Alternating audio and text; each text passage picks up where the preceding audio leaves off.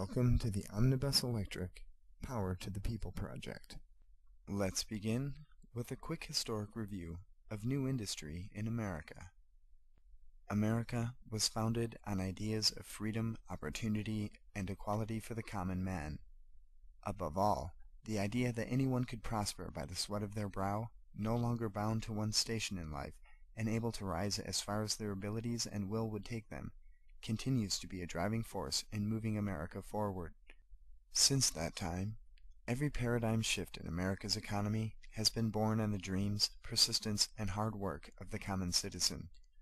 Beginning with a rich agrarian economy, then pushing back the wilderness in search of mineral wealth, followed by the oil boom, each person working a piece of land that they owned in the hopes of making their fortune. Those that did provided the capital and energy to fuel the coming industrial revolution.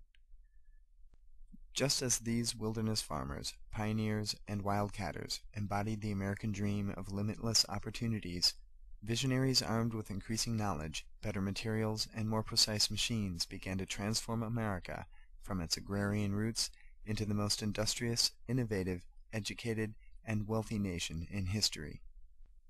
Out of small workshops, barns, and garages came a torrent of previously unthinkable inventions and innovations, many of these spawning new industries that would lead the world for the next century, in turn launching an explosion of research and development that would usher in the electronic age and the subsequent computer revolution.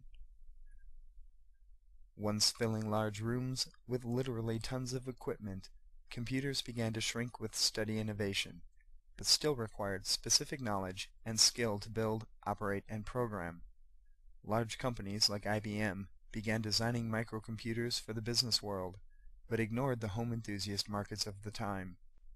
It took Jobs and Wozniak, working in a garage, to bring the now familiar components of monitor, keyboard, and mouse together in the first pre-built home computer with pre-written software available to the general public, sparking the personal computer revolution, launching the software boom, and creating wealth on a phenomenal scale.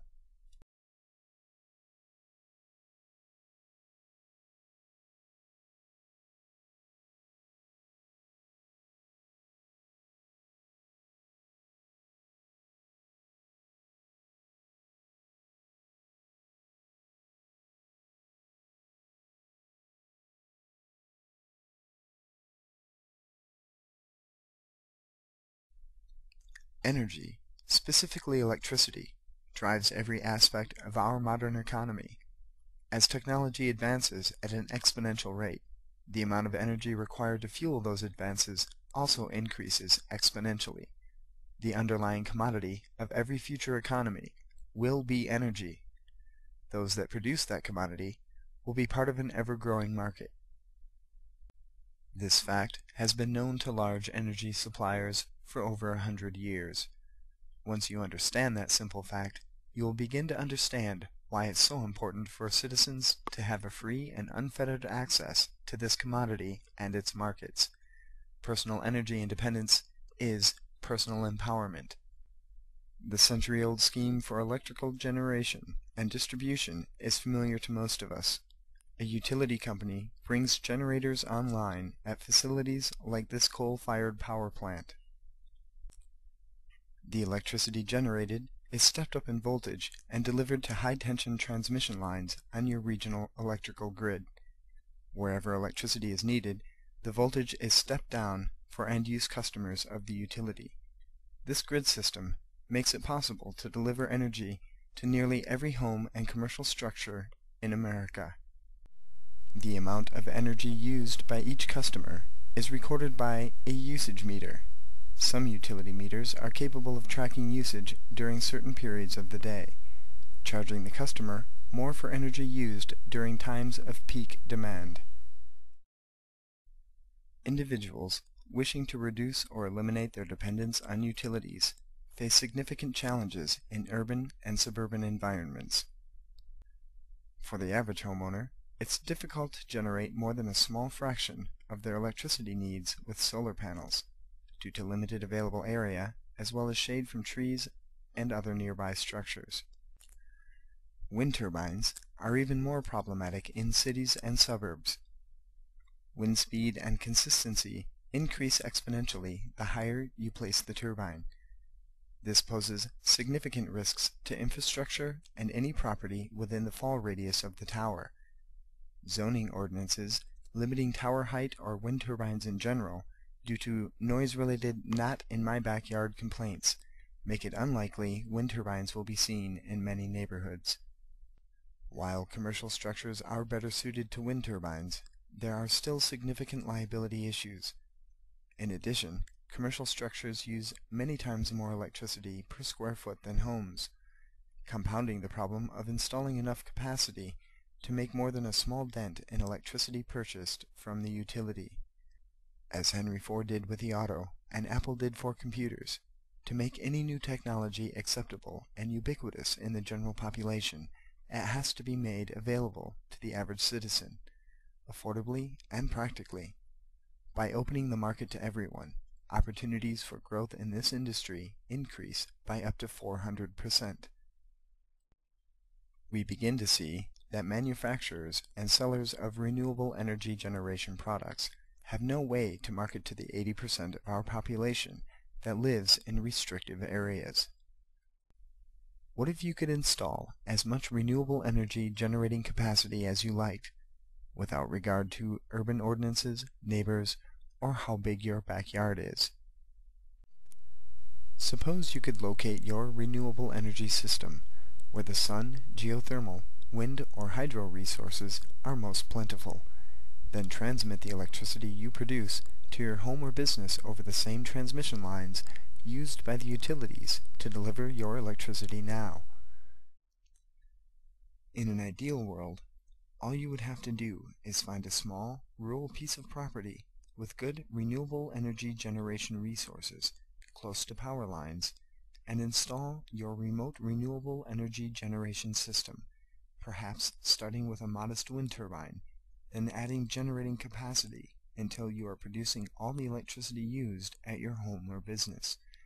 You would then be your own utility company.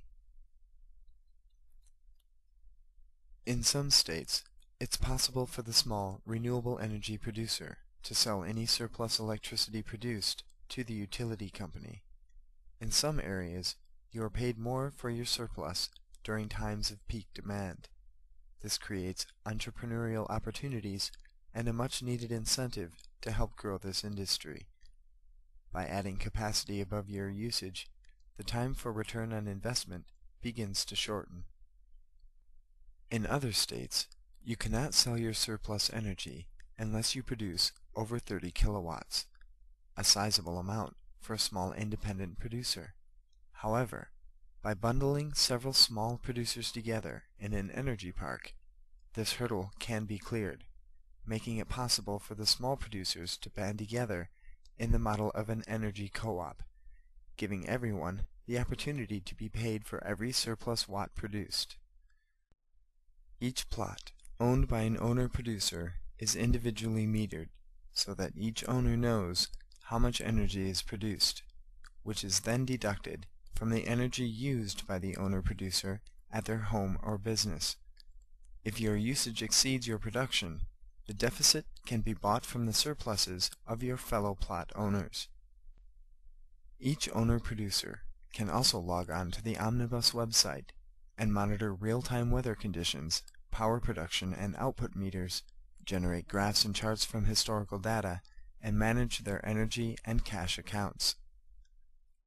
For those that prefer nothing more complicated than paying their current utility bill, the Energy Park will manage the energy production and simply send a monthly statement of power produced, dividends earned, and production forecasts.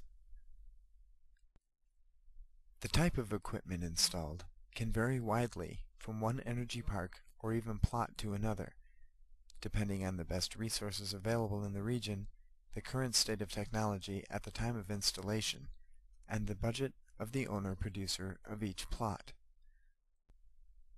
Most renewable energy system components have a working life of 15 to 20 years.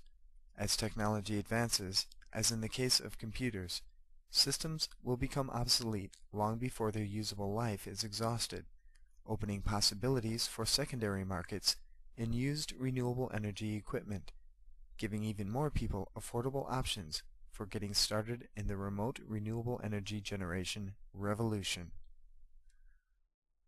Those that are producing surplus power may choose to have a portion of their earned revenue diverted into an upgrade savings account that can help defray the costs of upgrading or replacing older systems and components with better technology, or adding to overall generation capacity, in turn increasing surplus energy generated and boosting revenue.